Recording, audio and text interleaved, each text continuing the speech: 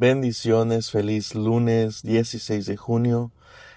Papa Leo ha estado pidiendo que pidamos por la paz en Gaza, ahora paz en Ucrania y también paz en Irán, ya que Israel ha estado atacando al estado de Irán y parece que esta guerra se va a estar expandiendo. Así que pidamos por la paz del mundo, como nos lo ha estado pidiendo el Papa Leo. Les hago recordar que cada viernes a las 11 tiempo de Ciudad de México, 8 tiempo de Tijuana de la mañana, estaré rezando el rosario en latín por las intenciones de Papa Leo y las intenciones de ustedes también. Vamos a ver con el primer artículo de hoy. El primer artículo de hoy va a ser del obispo Strickland, un obispo muy popular aquí en Estados Unidos. Declaración sobre el conflicto entre Israel e Irán. La solución no es el poder militar ni los tratados frágiles, sino el arrepentimiento, que la Iglesia alce su voz y llame a todos los pueblos a ayunar, llorar y volver al Señor, porque solo Cristo es nuestra paz, quien nos ha reconciliado en su sangre. La tierra de los profetas está empapada de sangre de nuevo, y los hombres hablan de guerra mientras olvidan la justicia de Dios. Pero la verdadera guerra no es de carne y huesos, sino contra los principados y poderes, y los gobernantes del mundo de esta oscuridad. Efesios 6:12. La Iglesia no debe estar en silencio, ella debe gritar con la voz de su Señor, a menos que hacéis penitencia, todos pereceréis igualmente. Lucas 13:3. No dejen que sus corazones se endurezcan por el nacionalismo, la venganza o el miedo. Ni Israel ni Irán son inocentes, y tampoco lo son las naciones que los arman.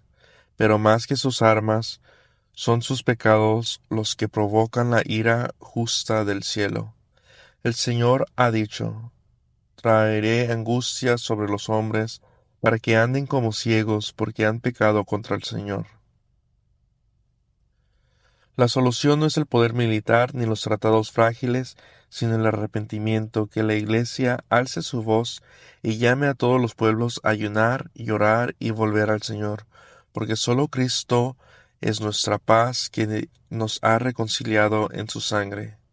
Efesios 2, versículo 14 al 16. Llamo a todos los fieles a rezar por la conversión de todos los judíos y musulmanes, y de todos aquellos que no conozcan al Señor y la verdadera fe, porque la espada que importa no es el hierro, sino la palabra de Dios, que atraviesa el corazón. Y hablo a todos los líderes terrenales en posiciones de poder. Hay de los que haces alianzas, pero no por el Espíritu de Dios. El día del Señor vendrá como un ladrón en la noche, y no escaparás. Besa al Hijo, para que no se enoje y perezcas del camino cuando su ira se encienda en poco tiempo. Salmo 2, versículo 12. Que tus lomos sean arreados y que las lámparas arden en tus manos, porque el Hijo del Hombre venga a una hora que no sabes. Lucas 12, 35 y 40. En el amor de Cristo y la comunión del Espíritu Santo, Obispo Joseph Strickland.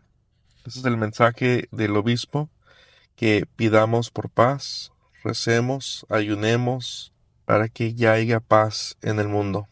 El siguiente artículo es de Info Vaticana. Los católicos nigerianos se desangran sin solución concretas. La reciente masacre en la aldea de Yelwata, estado de Benue, ha dejado un saldo de cerca de 200 civiles asesinados, en su mayoría desplazados internos albergados por misiones católicas.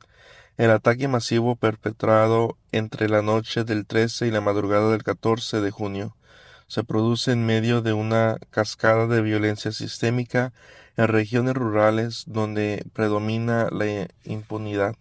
Las autoridades han documentado que se trata de un acto de extrema crueldad contra civiles desarmados y vulnerables. Todas las cifras oficiales reflejan una tragedia de enormes proporciones.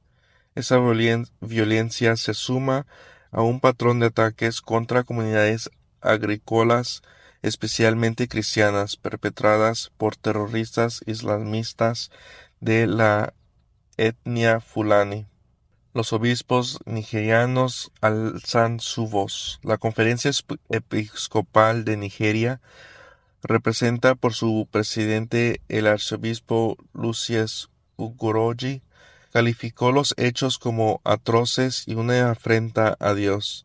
En un comunicado oficial exigieron al gobierno estatal y federal que pasen de la retoria a la acción inmediata, capturar y juzgar a los responsables sin demora, mantener presencia militar y política en zonas rurales y proteger a las comunidades ante la crisis humanitaria y la inseguridad persistente.